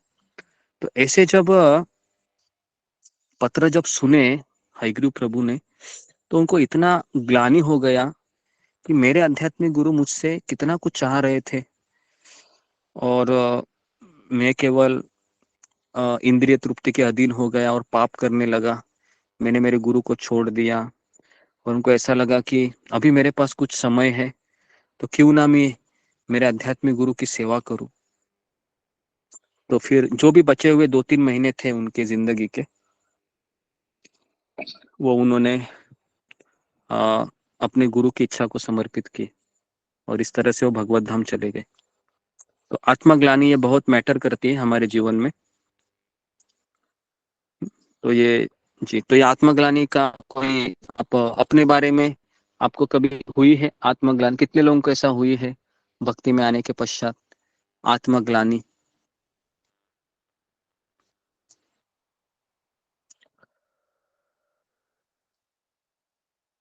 गुरुजी रोज होती है।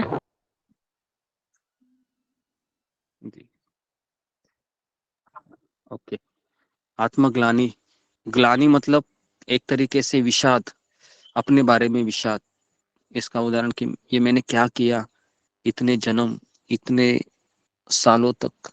जी, 41। ओके, तो 50% है लोग कि आत्मग्लानि है ना। आत्मग्लानि होना चाहिए कि बहुत गलत किया मैंने, गलत किया। कृष्ण, क्या आप सही में मुझे स्वीकार करेंगे? पता नहीं। तो इसके लिए भक्त है ना, इतना ग्लानि में रहता है कि वो कभी कृष्ण को डिमांड ही नहीं करता हो, कृष्ण मुझे भगवत धाम ले चलो।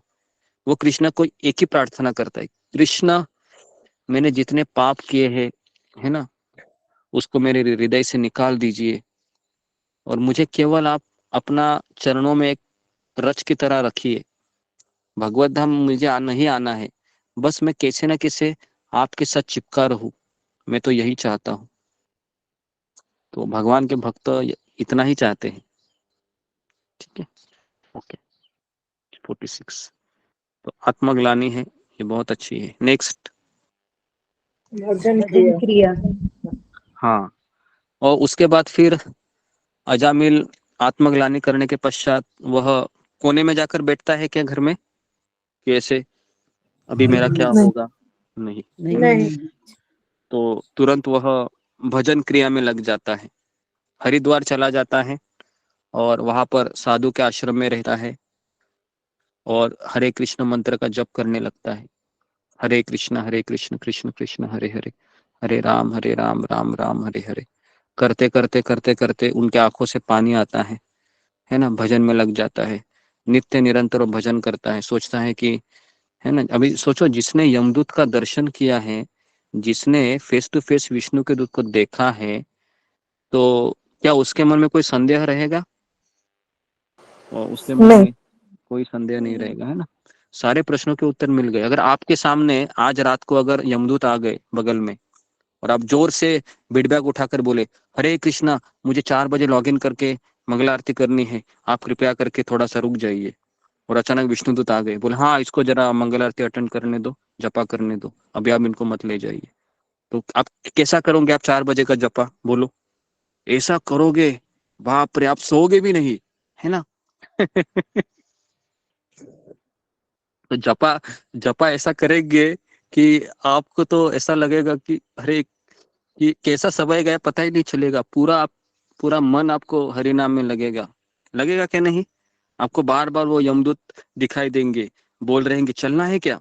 तुरंत आप फिर भगवान का नाम लोगे, नहीं नहीं, हरे कृष्ण हरे कृष्ण हरे कृष्ण हरे कृष्ण। हाँ, तो जी, तो इस तरीके से, है ना, काश, है ना, हमें अनुभव हो जाए, है ना, क्योंकि हमको अनुभव नहीं है ना, इसके लिए आपको लगता है छोड़ो ना, कल का भी दिन है जपा के लिए, 1 साल के बाद भी जपा ही तो करना है, जिंदगी पड़ी है जपा करने के लिए, है ना। अभी मेरे बाल भी नहीं पके हैं, मेरे दांत भी 32 के 32 मेरे अंदर है, चबा भी अच्छे से रहा हूँ, है ना, पचा भी रहा हूँ सब कुछ।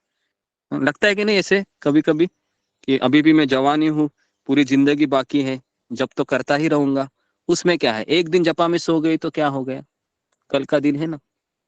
तो हमारा भी ऐसा होता है फिलहाल। लेकिन शुद्ध भक्त क्या सोचता है कि आज अंतिम दिन है, आज पूरा जोर लगाऊंगा, कल का पता नहीं क्या होगा, है ना। तो इस तरीके से वो भक्त पूरा जोर लगाता है आज के दिन ही, है ना। कुछ लोग सोचते हैं नहीं नहीं, अभी संडे आ रहा है ना, तो कल एकादशी थी, ऐसा ये भी मैंने देखा है। एकादशी के दिन बहुत भीड़ होती है जपा में, 70 75 80 लोग आते हैं, और द्वादशी आ गई तो वापस 15 20 लोग गायब हो जाते हैं। फिर अगले दिन मुझे लगता है थोड़ा रेस्ट लेते, भगवान को कहते भगवान कल एकादशी थी ना, बहुत तपस्या किया है, अभी एक दिन रेस्ट लूंगा मैं, है ना, तो फिर वो द्वादशी के दिन आते नहीं है है ना, तो ऐसा नहीं होना चाहिए, तो हमें हर दिन हर रोज आना चाहिए। तो इसको कहते हैं भजन क्रिया। और भजन क्रिया होने के बाद फिर क्या प्राप्त होता है हमें? फिर हमें कृष्ण प्रेम प्राप्त होता है, और फिर भगवान श्री कृष्ण की बांसुरी सुनाई देने लगती है। एक भक्त बता रहे थे कि मुझे कृष्ण की बांसुरी कब सुनाई देगी, तो उनके शिक्षा गुरु ने कहा जब तुमको 4 बजे का अलार्म सुनाई देगा ना, तो कृष्ण की बांसुरी भी सुनाई देगी, है ना, पहले अलार्म सुना करो अच्छे से तो उसको समझ में आया कि मुझे पहले अलार्म बहुत मीठा लगना चाहिए ना, बराबर है, तब जाके उसको वो समझ में आएगा कि हाँ कृष्ण की बांसुरी। अभी सबको कृष्ण की बांसुरी सुनना है, सबको सुनना है ना, सबकी इच्छा लगती है ना कि कभी तो वो कृष्ण की बांसुरी में सुनाओ गुरु, लेकिन 2:30 बजे 3 बजे अलार्म लगाने के बाद अलार्म का वो है ना, वो कौन सा भी ट्यून आप लगाओ, कभी कभी लोग मीठा ट्यून लगाते हैं ताकि मैं उड़ जाऊं, लेकिन वो मीठा ट्यून भी खट्टा लगने लगता है 2:30 बजे 3:30 बजे, तो हम खट करके उसको मार देते हैं, बोलते हैं कि सोने दो, तुम भी सो मैं भी सोता हूँ। और कुछ लोग सोचते हैं कि मैं 15 मिनट ही उठाऊंगा, तो स्नूज का बटन दबाते हैं, पता है, लेकिन गलती से दूसरा ही बटन दब जाता है, फिर कितने बजे उठते? 6 बजे उठते ऐसा भी होता है। ओके जी, तो इस तरीके से ये अजामिल का सफर हमने देखा, पूरा सफर हमने देखा, और ये अजामिल का सफर नहीं है ना, ये सबका हमारा हमारा सफर है ये। आप ऐसा मत सोचिए कि अजामिल है, अजामिल हम ही है। ऐसा मत सोचिए कि अजामिल वो भागवतम का कोई छठे स्कंद का एक कैरेक्टर है, नहीं, हम सब अजामिल हैं, हमने कई गलतियां की है, हालांकि वो गलती नहीं की होगी, लेकिन ऐसे कई सारी चीजें हम करते आ रहे हैं जिसके कारण हमें अभी भी हमारा मन है वो खराब होते रहता है। ठीक है, तो यहाँ पर मैं रुकता हूँ जी। किसी का कुछ प्रश्न है तो कुछ प्रश्न हम लेंगे जी। तो जो लोग प्रश्न नहीं पूछते हैं, मैं चाहता हूँ कि वो जरा पूछा कीजिए, है ना, आप चाहिए, प्रश्न आपको नहीं आते मतलब गड़बड़ है। कुछ लोग सोचते हैं कि गुरुजी ये बाकी के लोग ही हमारे प्रश्न पूछ लेते हैं ना, तो इसके लिए हम पूछते नहीं है, ऐसा भी होता है ना। कुछ लोग ऐसा सोचते हैं कि यही लोग पूछ लेते हैं ना, तो हम क्यों कष्ट करें पूछने का, है ना, ऐसा होता है। ठीक है, जो भी है। ओके जी, अर्चना श्रीवास्तव। हरे कृष्णा गुरु जी, दंडवत प्रणाम, सभी भक्तों को दंडवत प्रणाम। गुरु जी, आपने कल बताया था कि हम लोग को जिंदगी में 3 करोड़ नाम लेना चाहिए पूरी जिंदगी में। तो गुरु जी, हम लोग जो माला करते हैं वही काउंट होगा? जैसे हम लोग सबको प्रणाम करते हैं, हरे कृष्णा बोलते हैं, या हम लोग कीर्तन करते हैं या भजन गाते हैं, तो वो नाम भी काउंट होंगे गुरु जी, की माला वाले नाम काउंट होंगे? सब काउंट होता है, आप चिंता मत कीजिए, है ना। आप जो जो सत्संग में हम आते हैं, एक एक माला लेते हैं, सब काउंटिंग होता है ना। हाँ, जितनी तो बार इसके प्रणाम लिए करते हैं गुरु जी, हाँ, या सब जैसे खाना बनाते सब समय भजन गाते हैं, कोई काम करते समय भजन गाते हैं, भगवान जी का जी नाम लेते हैं, सारे काउंट होंगे? हाँ, सब काउंटिंग होता है, सब काउंटिंग होता है, भगवान उसको काउंटिंग करते हैं। और जो 12-13 साक्षीदार है वो भी साक्ष्य देते रहते हैं कि, है ना, और ये भी देखते हैं कि ये एक दिन लेट उठ गई, है ना, ये भी काउंट होता है। या फिर ये भी काउंट होता है कि जपा में सो रहे हैं, ये भी काउंट होता है। ठीक है, अच्छा। सारी चीजें और जी, काउंटिंग। गुड़ाकेश प्रभु जी थे, उनका आपने बताया था कि उनकी बेटी की शादी थी, तो उन्होंने रात में उठ के 1:30 बजे से उन्होंने माला की थी गुरु जी। तो वो अगले दिन के लिए की थी कि जिस दिन नहीं हुआ था उसके रात में की थी गुरु जी? रात में की थी तो वो नहीं, अगले अगले दिन दिन के की लिए काउंट की? अगले दिन की थी उन्होंने, मतलब जिस 12 बजे के बाद दिन शुरू होता है ना, उस दिन की। तो गुरु जी, हम लोग भी कर सकते हैं रात में 1-2 बजे से? मैं कर हाँ, सकती? कर सकते हैं, लेकिन आपको अगले दिन भी जपा में उठना है, इसका भी आपका आदत होना चाहिए, है ना। ऐसा नहीं तो कि गुरु जी एक दिन नहा पूरा जोर लगाओ, है ना, अगले दिन तो छोड़ गुरु दो। जी रात में करेंगे तो रात में भी नहा के बैठना होगा जपा में? और नहा के बैठो, कैसे भी बैठो, लेकिन जब करना चाहिए, है ना, 1:30 बजे से नहा के तो अच्छा है, लेकिन अगर आप मुंह धो के भी ब्रश करके बैठोगे तो भी चलता है इतनी रात को। लेकिन ये तभी करना चाहिए जब हमें कोई बहुत इमरजेंसी काम है, कोई मर गया है घर में या और किसी की जैसे अगले शादी दिन है, घर में कोई फंक्शन है या कोई आने वाला हो तो हाँ जी जी वही करना चाहिए। ठीक है जी, धन्यवाद गुरु जी। नेक्स्ट ममता पाल। हरे कृष्ण गुरु जी, दंडवत प्रणाम।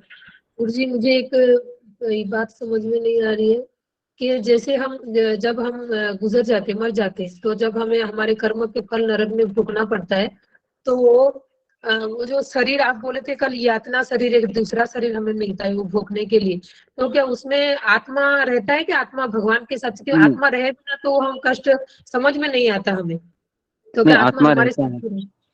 आत्मा रहता है, आत्मा हमेशा रहता है ना, बिना आत्मा के कष्ट थोड़ी होगा। अभी आत्मा चला गया ममता पाल के शरीर से, तो क्या आपको अगर कोई ये करेगा, पिंच करेगा तो दर्द होगा क्या? बताओ। नहीं जी गुरु जी, वही तो मुझे जानना था, कल से मैं बहुत हाँ उसमें कंफ्यूज थी। हाँ, तो कंफ्यूज क्या होना है, आत्मा गया तो दर्द होना सब बंद हो जाता है ना। तो आत्मा है इसके लिए तो दर्द होगा, है ना। खोलते हुए कढ़ाई में तभी तो डालेंगे ना जब उसमें आत्मा है नहीं तो फिर वो केवल बॉडी ही पकेगी वो, बराबर है, समोसे की तरह। तो आत्मा है इसके लिए उसको दर्द होगा, समझ में आ रहा है? ओके जी, नेक्स्ट मंजू सिंह। हरे कृष्णा गुरु जी, दंडवत प्रणाम। गुरु जी जैसे मैंने अभी पूछा था आपसे कि मतलब जैसे अगर कुछ दुर्घटना हो जाती है तो कान अगर इनकेस चले गए तो जैसे हम जपा करते हैं तो एक सेटिस्फेक्शन रहता है कि चलो गुरुजी ने 16 माला कही है, हमने कैसे कैसे वो 16 माला कंप्लीट कर ली, तो जी एक जी अच्छी फीलिंग आती है। तो जब हम सुनेंगे नहीं और सिर्फ बोलेंगे और हमें सुनाई नहीं देगा तो क्या वो सेटिस्फेक्शन हमें तब भी फील होगा? हाँ होगा होगा, मुझे ऐसा लगता है कि आपके कान हमेशा रहेंगे, है ना, आखिरी समय तक। तो आप उसके लिए चिंता मत कीजिए। ओके जी, नेक्स्ट मीनाक्षी रावत।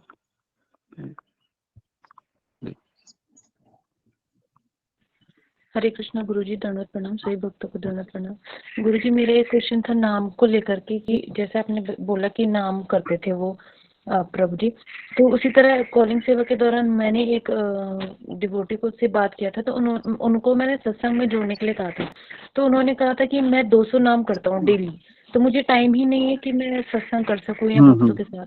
तो क्या ये हमारे अंदर से भाव आता है या गुरु के कहने पे हम तभी ऐसा कर सकते हैं, या खुद से भी अगर हमें लगता है कि, तो कैसे? जी जी जी जी, तो एक बार ये एक स्टोरी मुझे याद आ रही है। एक बार गौराम प्रभु एक कहानी बता रहे थे अपने प्रवचन में कि एक बार वह ना भक्त डॉक्टर को मिले थे। वो बहुत क्या बोलते हैं उसको, जो एक्सीडेंट के डॉक्टर होते हैं ना, सर्जन होते हैं, सर्जन, है ना, तो उनके पास टाइम ही नहीं रहता है ना। तो गौराम प्रभु ने कहा कि आप 16 माला कीजिए। तो डॉक्टर चिल्लाएगा, 16 माला 2 घंटा, मेरे पास उतना समय नहीं होता है। तो गौराम प्रभु ने कहा ठीक, 1 माला कीजिए। तो एक माला में 108 मणि होते हैं, 108 बार नाम लेने के लिए भी मुझे समय नहीं है। गौराम प्रभु ने कहा ठीक है। फिर बहुत बार ऐसे बार्गेनिंग करते करते करते करते करते वह 4 मणि पर आ गया। कितना? 4 मणि करेगा वो दिन में। समझ में आ रहा है आपको? 4 मणि मतलब 4 बार ही नाम लेगा वो। हाँ, हरे कृष्ण कृष्ण कृष्ण हरे हरे, हरे राम राम राम हरे हरे, और 3 बार लेगा, हो गया। तो फिर 1 साल के बाद वह गौराम प्रभु को मिलता है और नीचे से ही फर्स्ट फ्लोर से आवाज देता है कि मैं 64 तक पहुंचा हूं अभी। कितना तक पहुंचा है? 64 तक पहुंचा हूं। तो सारे भक्त देखने लगे, अरे आपने इसको 64 माला करवाया। तो गौराम, अरे 64 माला नहीं, 64 मणि पर पहुंचा है ये। तो ऐसे भी लोग होते हैं। तो 64 मणि कर रहा था वो, है ना, हरे कृष्ण। तो 4 4 4 4 ऐसे उसने बढ़ा दिया और 64 तक आ गया, है ना। तो ऐसे भी लोग होते हैं, ठीक है। तो एक्चुअली ये जो जपा में जो पावर आती है ना, मैंने ऐसा देखा है कि जब कोई वैष्णव बोलता है ना माला बढ़ाओ, तो अनायासी माला बढ़ जाती है ना। और हमारे बढ़ने से कभी कभी बढ़ तो जाती है 2-4 दिन, लेकिन 5वें दिन फिर वापस ढीले हो जाते हैं हम, है ना। ये मैंने अपने जीवन में भी देखा है। लेकिन कोई वैष्णव बोलता है कि नहीं अभी आपको बढ़ाना चाहिए 4 माला, तो फिर वो फिक्स हो जाती है ना, इस तरीके से। ओके, नेक्स्ट रीति दबास। हरे कृष्णा गुरुजी दंड प्रणाम। हरे कृष्ण सभी भक्तों को दंड प्रणाम। गुरुजी अभी मैंने वो देखा था जो सब भक्त गए थे ना हरिद्वार की यात्रा पर गुरु महाराज जी के साथ, तो गुरुजी जैसे वो बता रहे थे अपने गुरुजी की महिमा बता रहे थे, तो उसमें वो बोल रहे थे कि जैसे उन्होंने एक लाइव शो चल रहा था तो गुरु महाराज ने ना उनको दंडवत प्रणाम किया, जैसे जय पताका महाराज जी को देखकर लाइव चल रहा था कोई शो, तो गुरु महाराज की महिमा जैसे बता रहे थे। तो गुरुजी के हमें भी ऐसा करना चाहिए जब हम कोई लाइव देखते हैं गुरु महाराज को या वैसे, तो क्या हमें भी दंडवत करना चाहिए? जी जी, बहुत बार मैं ऐसा देखा हूँ कि परम पूज्य लोकनाथ स्वामी महाराज है ना, ये रोज जपा क्लास लेते हैं। आपको अगर पता होगा कि पता नहीं, तो वह रोज जैसे ऑनलाइन जैसे हम कैसे क्लास लेते हैं वैसे उनका क्लास शुरू होता है 5 सवा 5 बजे शुरू होता है ना। तो पहले मैं ये आपका हरे कृष्णा ये जो ऑनलाइन चालू करने से पहले मैं उन्हीं के साथ ऑनलाइन जपा करता था कोरोना में। तो मेरा एक आदत रहता था कि जो भी, क्योंकि सब उनके शिष्य रहते हैं ना, तो मैं उनके सारे शिष्यों को देखता था कि जैसे महाराज आते थे तो लिटरली मैंने देखा है 15-20 भक्त तुरंत क्या करते हैं, ऐसे आरती लेके तैयार रहते हैं और वो आरती ऐसे करते हैं, ऐसे ऐसे ऐसे ऐसे, है ना, पंचारती करते हैं और पूरा ऐसे प्रणाम करते हैं। अभी उनको तो पता नहीं है ना, वो तो स्क्रीन के ऊपर है, तो क्या भगवान उनके भाव को ग्रहण नहीं करेंगे? बताइए, उनके ग्रहण शिष्यों के करेंगे। प्रति करेंगे, ग्रहण करेंगे, है ना। करेंगे। भले उनके गुरु को पता नहीं है, लेकिन भगवान को तो पता है कि इनका गुरु के प्रति क्या भाव है। तो ऐसे कई लोग हैं जो ऑनलाइन है, क्योंकि वो नहीं जा पाते बेचारे। गोपाल कृष्ण महाराज का भी हरिद्वार यात्रा है, तो कई भक्त है चाहते हैं कि मैं भी अपने गुरु के साथ रहूं, लेकिन नहीं जा पाते हैं, तो फिर वह ऑनलाइन देख के अपनी भावना को प्रकट करते, तो ऐसा कर सकते। ओके, धन्यवाद गुरुजी। नेक्स्ट प्रियंका सहगल। हरे कृष्णा गुरुजी दंडवत प्रणाम। गुरुजी मेरा प्रश्न ये है कि अभी आपने कनिष्ठ अधिकारी और उत्तम अधिकारी और मध्यम अधिकारी के बारे में बात करी है। गुरुजी कहीं ऐसे होते हैं जो कनिष्ठ विग्रह ही पूजा करते हैं, लेकिन वो मध्यम अधिकारी तक भी पहुंचते नहीं है, लेकिन उनकी इच्छा होती है कि हम पहुंचे, उससे पहले ही उनका मतलब मृत्यु समय आ जाता है, तो अगले जब मिलेगा तब भी वो कनिष्ठ अधिकारी में ही शुरू करेंगे अपना? जी जी, वही से शुरू करेंगे जहाँ पर उन्होंने छोड़ा है। गुरुजी जो शास्त्र जैसे कनिष्ठ अधिकारी जैसे गीता भागवत ये भी पढ़ते हैं, तो ये हो सकता है कि वो इसके द्वारा जो स्वीकृतियां इकट्ठी हुई हैं उसके थ्रू वो मध्यम अधिकारी में पहुंचे? नहीं, ऐसा नहीं होता है। मध्यम अधिकारी ये भक्तों की संगति से और गुरु की कृपा से प्राप्त होता है। हमारे व्यक्तिगत प्रयास से भी होता है, लेकिन भक्तों का संग बहुत मायने रखता है उस समय। तो वो कनिष्ठ अधिकारी ही बना रहेगा जब तक उसको शास्त्र का अध्ययन नहीं करेगा, भक्तों के साथ नहीं घुल मिलेगा, सेवा नहीं करेगा। गुरुजी मैंने ये प्रश्न सिर्फ इसलिए पूछा है क्योंकि जो मेरा बेटा है वो मतलब बचपन से ही विग्रह सेवा में ही लगा हुआ है रात दिन, मतलब उसको विग्रह सेवा के सिवा कुछ और सूझता नहीं है, शास्त्र और विग्रह ही करता है, वो माला भी नहीं, करता है। वो जब तक बेटा आपका अलग है, जब तक व्यक्ति शास्त्रों से ज्ञान प्राप्त करके वह कोई चीज नहीं करता है, तब तक उसका जो सेवा है, भले उसको अटैचमेंट है, लेकिन वह मानसिक स्तर पर ही हम बोल सकते हैं, क्योंकि शास्त्रों का अध्ययन बहुत मैटर करता है। ओके, और उसको पता नहीं, कॉलेज लाइफ में जाएगा तो बाद में छोड़ भी देते हैं कई लोग उसमें। ठीक है जी गुरुजी, जी हरे कृष्ण गुरुजी, धन्यवाद बहुत बहुत। प्रणाम गुरुजी। गुरुजी क्षमा की बात जहाँ आती है तो मैं अपनी बात कहता हूँ कि मैंने बहुत पहले जिन लोगों को मेरे को याद आया कि मैंने उनसे कोई गलत किया या उन्होंने मेरे से गलत किया, तब भी मैंने उनसे क्षमा मांग ली है जी। सिर्फ एक शख्स ऐसा है जिससे मैंने क्षमा नहीं मांगी जी, और क्योंकि मेरे को पता है वो कहाँ रहता है और मेरे को पता है मैं क्षमा मांगूंगा उनसे जाके तो क्लेश होगा। तो गुरुजी मैंने कृष्ण भगवान जी से क्षमा मांगी है उसके बारे में कि उसको भी क्षमा करो और मेरे को भी क्षमा करो। तो क्षमा पूर्ण हुई या अधूरी है अभी? एक्चुअली मैंने ऐसा सुना है कि जिसके प्रति हमने अपराध किए हैं उसी के पास हमें क्षमा मांगनी चाहिए। लेकिन अगर आपका ऐसा कहना है कि मेरी क्षमा मांगने से क्लेश बढ़ सकता है, लेकिन ये मुझे समझ में नहीं आया, क्षमा मांगने से क्लेश कैसे बढ़ सकते गुरुजी भक्तों के संग वाले में ही होता है कि या भक्तों के गुरुजी साथ भी ऐसे एक्चुअली ही होता है? गुरुजी एक्चुअली मेरी वो एक्स है। ओके, मैं आपसे पर्सनली तो बात करता हूँ इस चीज के बारे में, ठीक है? ओके जी गुरुजी। हरे कृष्ण। ओके मंजूरी। हरे कृष्ण गुरुजी, धन्यवाद प्रणाम। सही भक्तों का धन्यवाद प्रणाम। गुरुजी, आप जैसे बोले कि हमको 4 बजे लॉगिन करके भक्त के संग जपा करना चाहिए। अगर हम बूढ़ी हो जाते हैं या कोई कारण बस तो हमारे पास मोबाइल नहीं रहते हैं या नेटवर्क नहीं रहते हैं, लेकिन हम बहुत मतलब एज होने के बाद मोबाइल नहीं रहते, हम अकेले जप करते हैं, क्या भगवान खुश नहीं होंगे? हमारी जपा सही नहीं रहेंगे 16 माला? हरे कृष्ण। होंगे होंगे होंगे, क्यों नहीं होंगे? क्योंकि शिल प्रभुपाद के गुरु भी 1936 में चले गए थे, तो अपने गुरु की बातों को याद करते करते अपना जीवन जी रहे थे। तो गुरु के आदेशों के साथ रहना या वो उससे भी व्यक्ति भक्ति में बना रहता है। ठीक है जी, धन्यवाद गुरु। Okay next Mamta Kumari. हरे कृष्णा गुरुजी, दंडवत प्रणाम। गुरुजी, जैसे मृत्यु के बाद आत्मा सूक्ष्म शरीर के साथ चली जाती है, तो जो हम नरक में जो हमको दंड मिलता है, तो क्या ये सूक्ष्म शरीर अलग होता है और यातना शरीर अलग होता है कि एक ही है दोनों? गुरुजी सूक्ष्म शरीर अलग है, यातना शरीर अलग है। यातना शरीर मतलब हमारा जो बाहर का कवरिंग होता है, और सूक्ष्म शरीर मतलब मन बुद्धि अहंकार वाला, तो दोनों अलग होते हैं। जी गुरुजी, धन्यवाद। Okay next Manmohan Yadav.